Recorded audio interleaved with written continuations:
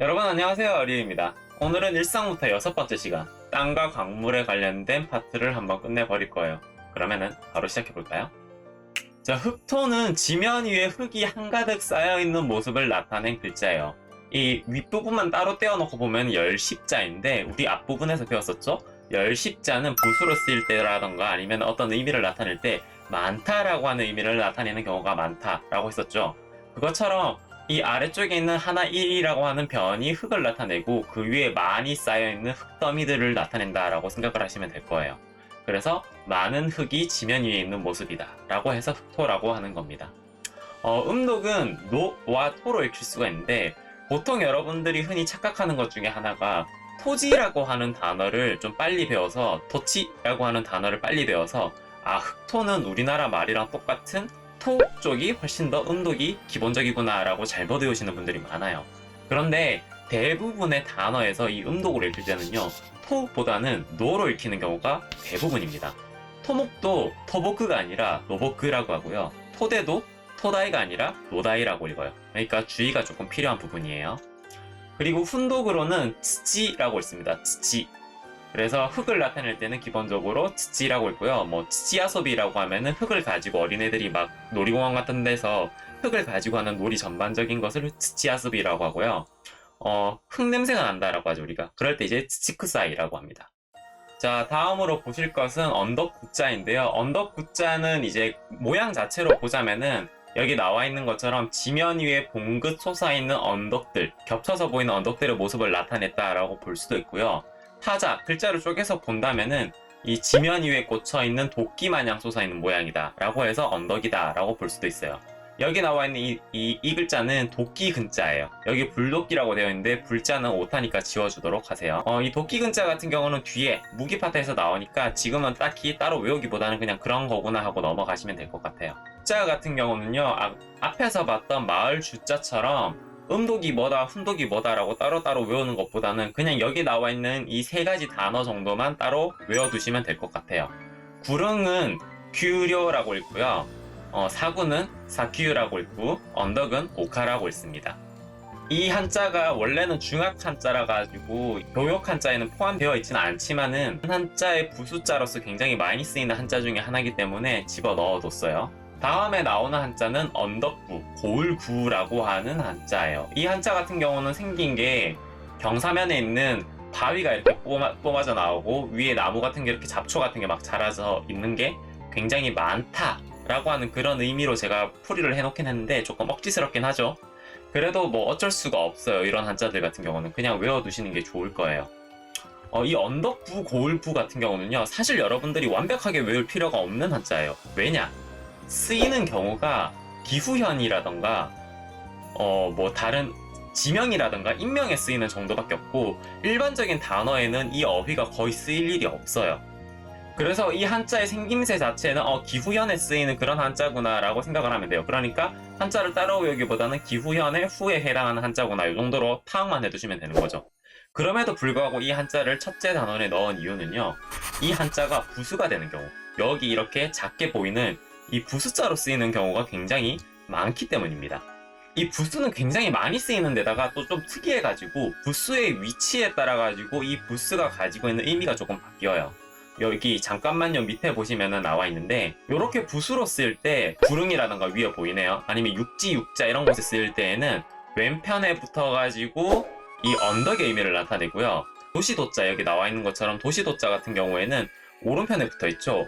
이렇게 글자의 오른편에 쓰여서 부수로 쓰일 때에는 고을의 의미를 나타내는 그런 특이한 부수예요. 고을과 언덕이 전혀 별개의 의미처럼 보이긴 하지만은 옛날에는 언덕 위에다가 고을이 하나씩 들어갔었다라고 하는 그런 의미로 여러분들이 생각을 하시면은 조금 연상이 되기 쉬울 거예요. 자, 다음은 완전히 부수자죠. 이 굴바위의 모습을 본떠서 여기 이제 이거를 굴바위 어미라고 하는 그런 부수로 쓴다고 하는 거예요. 뭐 사실 그렇게 큰 의미는 없는 부수이지만은 바위로 된 굴 이런 거를 의미한다고 생각을 하시면 될 것 같습니다. 사용 예시를 보시면은 뭐 돌석이라든가 누를 앞자가 있는데, 주의하실 게 돌석자에 나와 있는 요런 모양 있잖아요. 요런 모양을 사람에 따라서 어떤 모양이다라고 해석하는 거는 제각각인데, 저는 이 교재에서 이렇게 생겨있는 모양은 불바위 엄자가 변한 모양이다 라고 해석을 하고 있어요. 그래서 돌석자를 보면은 불바위에서 이렇게 툭 떨어져 나와 있는 커다란 돌덩이의 모습, 작은 돌덩이의 모습, 뭐 그런 느낌으로 제가 해석을 했어요. 그래서 이거를 돌석이라고 한다라고 외우시면 될 것 같아요. 이 돌석자는 음독으로는 세키, 샤크라고 읽히는데 보통은 세키로 읽습니다. 일반적으로는 거의 99% 세키로 읽는다고 생각을 하시면 돼요. 음독으로 읽을 때는. 보석이라고 하면은 호세키라고 된다거나 석유라고 하면은 세키유가 되는 그런 느낌이에요. 반면에 샤크라고 읽히는 경우는 거의 없다고 보시면 돼요. 거의 없는데 이 우리가 흔히 쓰는 단어 중에 지샤크, 자석이라고 하는 단어에서는 샤크라고 읽히니까 이 시는 음독으로는 세키라고 읽히는 게 99%인데 샤크라고 읽히는 경우가 지샤크가 있구나 라고 하는 것 정도만 파악을 해두시면 됩니다. 예외처럼 생각을 해두시면 될 거예요.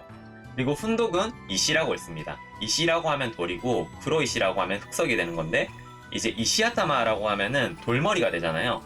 말 그대로 돌머리예요. 우리나라에서는 돌머리라고 하면 머리가 나쁜 사람을 일반적으로 지칭하는 경우가 많은데 일본에서는 이시아타마라고 하면 진짜 머리가 단단한 사람을 의미하는 경우가 더 많아요. 쓰임상. 그러니까 사용상의 차이가 조금 있다는 건 알아두셨으면 좋겠어요. 자, 방금 전에 보셨던 돌석자 위에다가 뇌선자, 산산자를 써서 만든 게 바위암자예요.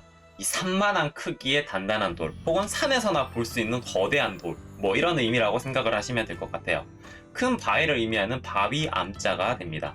사용상의 특징으로는 이 바위암자가 붙어서 이제 두 글자, 뭐 이자 한어로 단어를 만들 때는 대부분 음독으로 읽힙니다. 그래서 암석이라고 하면은 간세키, 기암이라고 하면은 키감, 용암이라고 하면 요감이 된다고 하는 거를 알아두셨으면 좋겠습니다. 바위암자가 단독으로 이렇게 탁 나와 있으면 훈독으로 읽힙니다. 그래서 훈독으로 읽을 때는 이화라고 읽힌다고 하는 거를 알아두셨으면 좋겠어요. 자, 다음은 쇠금자인데 요 쇠금자는 여러분들의 주의가 조금 필요한 기초 한자 중에 하나예요. 왜냐하면은 그 음독이라든가 훈독이 좀 복잡해서 그렇습니다. 모양 자체는 용광로에서 샘물이 막 떨어져 가지고 샘물이 튀기고 이런 모습들을 나타낸 글자라고 보시면 돼요. 그리고 의미는 여러분들이 이미 다 아시겠지만은 금속, 메탈이라든가 금, 골드, 그리고 돈, 머니를 의미하는 그런 한자입니다. 자, 음독을 먼저 보도록 할까요? 음독에는 킹 그리고 콩이라고 하는 두 가지 읽는 방법이 있습니다.